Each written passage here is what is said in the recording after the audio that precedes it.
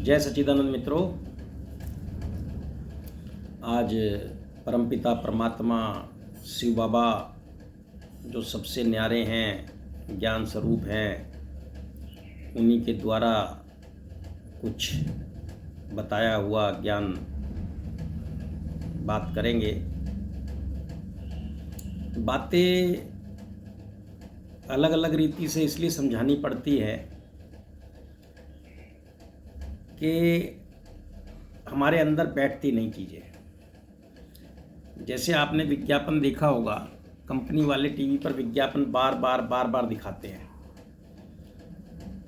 तो वो विज्ञापन हमारे अंदर घर कर जाता है और हम जब दुकान पे जाते हैं तो एकदम से वही चीज़ मांगते हैं, क्योंकि हमारे अंदर वो बिठा दिया जाता है। तो इसी तरह से जो शिव का जो ज्ञान है, सत्य परमात्मा, उसका ज्ञान जो है काफ़ी हद तक जो है दिमाग से हटा दिया गया है। जो हम बच्चों में से ही जो देव बच्चे थे, देव आत्मा बच्चे थे, उनका ज्ञान हमारे दिमाग पे छा गया है। ज्ञान तो वो क्या देंगे, वो खुद भी अज्ञानी लोग थे हमारी तरह ही, लेकिन क्या था कि उसके भजन, उसका बाजार इतना बड़ा हो गया है कि हम असली शिव को भूल गए हैं, जो परमात्मा है, और हम इसमें जो है झूठे परमात्माओं पे रुक जाते हैं। इसीलिए हमारा उद्धार नहीं हो पाता। छोटी मोटी चीज़ों में अटक के हम अपने आप को बड़ा खुशनसीब समझ लेते हैं, है ना। जबकि शिव बाबा की भक्ति जिसको मिल जाती है, ये सारी चीज़ें तो बोनस में बगैर मांगे मिल जाती हैं। जिसके लिए हम परेशान होते हैं वो बस बोनस मिल जाती है। तो शिव बाबा की जो राह है वो बड़ी कठिन है। वहाँ एक तो आपके अहंकार का पोषण नहीं होगा, मतलब अहंकार को आपके बढ़ावा नहीं मिलेगा, क्योंकि हम लोगों का अहंकार कहता है कि हम कुछ करें तभी वो आएंगे, और वो कहता है जो तू कर रहा है वो करना छोड़ दे तब मैं आऊंगा। वो एकांत में आना चाहता है, हम उन्हें शोर मचा के बुलाना चाहते हैं, ढोल मजीरे बजा बजा के। पहले आपने देखा होगा मंदिर सारे पहाड़ी क्षेत्रों में होते थे। पुराने मंदिर जितने भी हैं वो सब पहाड़ी एरिया में होते थे। उसका मतलब यही होता था कि एकांत में जाके उसकी साधना करना। और सारे अधिकतर शिव मंदिर थे, सारे शिव थे, मंदिर थे या शक्ति स्वरूप थे। शिव की शक्ति के, जिसको प्रकृति कहते हैं, वो भी पिंडी रूप में थे। लेकिन अब ये नई नई चीज़ें आ गई। उनके जो शिव बाबा के बच्चे हैं, कोई धनुष बाण लेके आ गया, कोई बांसुरी बजाता आ गया, कोई कैसे आ गया, कोई कैसे आ गया, कोई कटा पिटा आ गया। तो उस ज्ञान को तो हम गहराई में समझ नहीं पाते, जो वो कथा के माध्यम से किसी भी समझदार व्यक्ति ने हमें मैसेज दिया था। सबने, जितने भी आत्मज्ञानी हुए हैं, सबने एक ही कहा है कि भाई ईश्वर जो है वो परमात्मा, परमपिता परमात्मा रूप रंग से न्यारा है। वो किसी भी मूर्ति में नहीं समा सकता, जन्म मरण के चक्कर में नहीं आता। यही वेद शास्त्रों ने कहा और यही हमारे और धर्मों की किताबों ने कहा, यही गीता कहती है। तो सत्य ज्ञान की जो प्राप्ति है वो एकांत का विषय है, भीड़ का नहीं है। कि जितनी भीड़ ज्यादा होगी उतने आप धार्मिक नजर आओगे। उससे हाँ ये है कि किसी मत विशेष की एकता नजर आ सकती है, लेकिन वो भी एकता भी नहीं है, क्योंकि जब तक भगवान को नहीं जानोगे, भाई को भी नहीं छोड़ोगे, किसी को नहीं छोड़ना।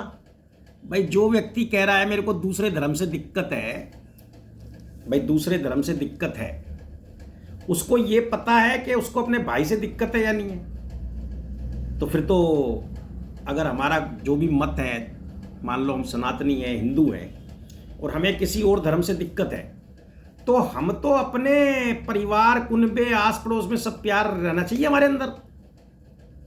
भाई की भाई से लड़ाई नहीं होनी चाहिए, पड़ोसी की पड़ोसी से लड़ाई नहीं होनी चाहिए, रिश्तेदारों में लड़ाई नहीं होनी चाहिए, क्योंकि हम तो एक ही विचार के हैं ना। लेकिन मुझे तो नहीं लगता 5 या 10% लोगों में भी ऐसा भाईचारा दिखता हो मुझे। हाँ, लाखों घरों में मेरे को 2-4 पूरे जीवन में 2-4 परिवारों में दिखा है जिसको भाईचारा कहते हैं। सब एक दूसरे के विरुद्ध ही खड़े हैं, भाइयों ने भाई काटे हैं। जितने दूसरे धर्म वालों ने मारकाट नहीं की, उससे ज्यादा तो सगे भाइयों ने सगे भाई काटे हैं। बाप ने बेटा काट दिया, बेटे ने बाप काट दिया, पति ने पत्नी काट दी, पत्नी ने पति काट दिया। तो वो एक ही मत के थे। धर्म तो एक ही होता है, ये मत हैं सारे हमारे। मानने वाला मतलब जो मानता है उसका मत है भाई ऐसा कि मैं ऐसा मानता हूं। लेकिन जो सत्य धर्म है वो सबके लिए एक ही है। तो कहने का मतलब ये था कि सत्य ज्ञान प्राप्ति शोर शराबे में नहीं होती, एकांत में होती है। और भीड़ में कभी धर्म घटता भी नहीं है। कहावत भी है ना, भीड़ में भीड़ें चलती हैं। भीड़ में भीड़ें चलती है और जो शेर जो होते हैं वो अकेला चलता है। तो जब वो अकेले चलेंगे तो एकांत होगा। आप अकेले जब रहोगे तो एकांत होगा, एकांत होगा तो परमात्मा से मिलन होगा। टाइम लगेगा।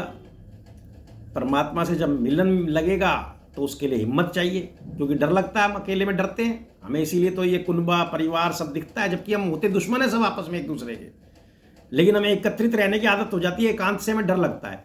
तो इसी तरह से जब हम एकांत में ध्यान करते हैं तो उसमें डर लगता है थोड़ा, क्योंकि चीज़ें छूटने लगती हैं और हमें चीज़ें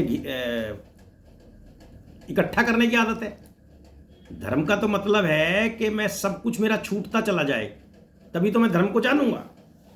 और जो धार्मिक हो गया, वाक्य में जो धार्मिक हो जाता है, उस व्यक्ति से कितनी भी वो कोशिश करे पाप होने बंद हो जाते हैं। गीता में श्री कृष्ण जी ने भी कहा है, शिव पुराण में भी मतलब सब लिखा है। ऐसा ये पाप हो ही नहीं सकते, वो चाहकर भी पाप कर ही नहीं सकता। ये हो सकता है कि सोए हुए व्यक्ति की नज़र में वो लगे कि ये गलत कर रहा है, लेकिन उसके हाथ से गलत कुछ होता ही नहीं है, क्योंकि पाप पुण्य से तो परे हो गया है। पाप पुण्य से परे होने का मतलब ये नहीं कि आप भी सोचो कि हम पाप पुण्य से परे हैं, जो मर्जी करो।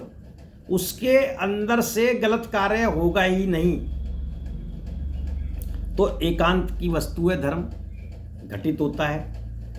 इसी तरह से आप मंदिर का उदाहरण लो। मंदिर, मन अंदिर, मन अंदिर, मन प्लस अंदिर, मंदिर हो गया।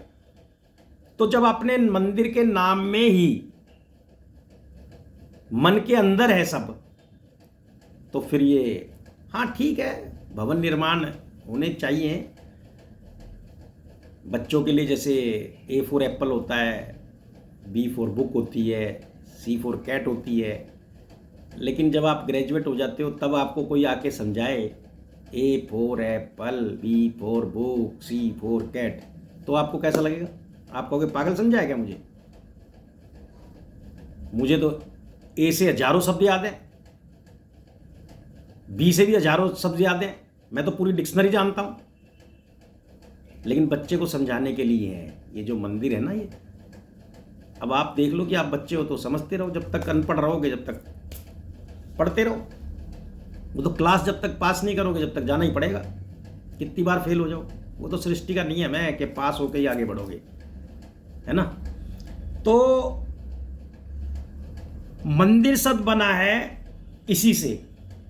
अब जो सोचो विचारो मन से, मनुष्य हैं हम, मनुष्य हैं इसलिए हमें सोच विचारने की शक्ति दी है, विचार करने की शक्ति दी है, क्या गलत है क्या सही है। जानवर के पास ये शक्ति नहीं होती। धन एकत्रित करना, परिवार बढ़ाना, सोना खाना, ये सब चीज़ें तो जानवर के पास भी है। हमारे पास मनुष्य इसलिए हैं हम मन में बुद्धि से विचार करके कार्य के बारे में रिजल्ट ला सकते हैं। जैसे वैज्ञानिक करते हैं, किसी भी चीज के बारे में वो गहराई तक पहुंच जाते हैं। तब गहराई में पहुंच जाओगे तो उसका ऊपरी स्तर छू के आप किसी को नहीं जान सकते, किसी की चीज की ऊपरी स्तर छू के नहीं जान सकते। तो इसीलिए वैज्ञानिक उसको और गहराई में और गहराई में और गहराई में। तो रिसर्चर शब्द भी हमारे ऋषि से ही आया है। ऋषि भी हमारे रिसर्च करते थे किसी भी चीज पे, और वो तत्व तक पहुंच जाते। तत्वज्ञानी जब बोलते थे उनको तत्वज्ञानी, एक ही तत्व है जिस पे वो पहुंच जाते थे, और इसीलिए वो तत्वज्ञानी कहलाते थे। तो अब देखो भैया, हम जागरण के लिए जागरण करते हैं, कीर्तन कह लो, जागरण कह लो, जो भी कर लो, जागरण करते हैं, उसका नाम देते हैं जागरण। कहीं मैया का हो रहा है, कहीं साईं बाबा का हो रहा है, कहीं खाटू श्याम का हो रहा है, कहीं कुछ हो रहा है। तो जागरण जागने के लिए कर रहे हैं या सोने के लिए कर रहे हैं? पूरी रात जागते रहे, सोचा जागरण हो गया, लेकिन वहां पर आप सो गए, और सो गए आप। जागते तो इसलिए रहे कि वो जो गाने वाले होते हैं अपनी दुकान के चक्कर में, दोनों हाथ उठाओ, जय माता दी, जिसके हाथ नहीं है वो नहीं बोलेगा, जिसके हाथ है वो बोलेगा, ताली बजा के खड़े हो जाओ, जिसको मैया से प्यार है नाचो। भाई उसकी दुकानदारी है, वो मदारी है। आपने जागना है, उसको तुम्हें सुला के ही, तुम्हारी नजरों के आगे पर्दा डाल के ही उसकी दुकानदारी चलती है। जैसे मदारी होता है ना, वो हमारी नजरों को धोखा देता है, जादूगर होता है। वो कुछ होता थोड़ी ना, उसे भी पता है कुछ नहीं है। अगर ऐसे ही 1 के 10 हो रहे होते तो घर बैठे ही कर लेता, आपको क्यों इकट्ठे करता? उसे भी पता है कि कुछ नहीं है, सिर्फ आपकी नजरों को बांध रहा है। इसी तरह से ये जो आडंबर है ना, ये आपकी नजरों को धोखा देने के लिए दुकानदारों द्वारा चलाए जा रहे हैं। ये जागरण नहीं है। जागरण तो अकेले में जागने की कला है। ढोल नगाड़ों से, बाजारों में तो सभी जाग जाते हैं। जागरण तो वो है, आपका चिंतन मनन इतना गहरा हो जाए कि आपको नींद ना आए, आप सोचते रहो चक्कर क्या है, चक्कर क्या है, चक्कर क्या है। कुछ तो है, ढूंढ के मानूंगा, जब तक चैन से सोऊंगा नहीं, जब तक असलियत का पता नहीं करूंगा। तो भैया मेरी बातें तो आप जानते ही हो, उल्टी सीधी होती हैं सारी, है ना। मुझे भी कुछ नहीं पता होता, बाबा का आह्वान कर लेता हूँ, बाबा विराज जाते हैं, जैसे चाबी भर देते हैं वैसे बोल देता हूँ। ना मुझे शास्त्रों की रीति पता, वो एक भेंट में आता भी है कि मैं अन्न जान मलिन मल, ना जानूं कोई रीत, अथ पटवारी होगी माँ, समझो मेरी प्रीत। तो बाबा को मैंने कह रखा है, मैं कहा देख बाबा मुझे रीति वीति पता नहीं। बाबा कह रहा तू टेंशन ना ले, मैं बैठा हूँ ना, मैं बुलवा रहा हूँ, तू बोलता चल बस। और मेरे बातें कुछ ऐसी होती है, कहीं की ईंट कहीं का रोड़ा, और भानुमति ने कुनबा जोड़ा। लेकिन सुनोगे ध्यान से, ऊपर ऊपर से सुनोगे कुछ नहीं मिलेगा। लेकिन किसी भी कही हुई मेरी बात के लिए अगर आपके 1000 क्वेश्चन भी होंगे तो मैं जवाब दूंगा बाबा की कृपा से। कमेंट कर सकते हो आप, बगैर डरे कुछ भी पूछो, उत्तर होगा, नहीं होगा तो बाबा से ले लेंगे। लेकिन आपकी संतुष्टि कराने की पूरी कोशिश करेंगे। तो ध्यान रखो, आनंद में रहो, स्वस्थ रहो। जय सच्चिदानंद, जय सच्चिदानंद।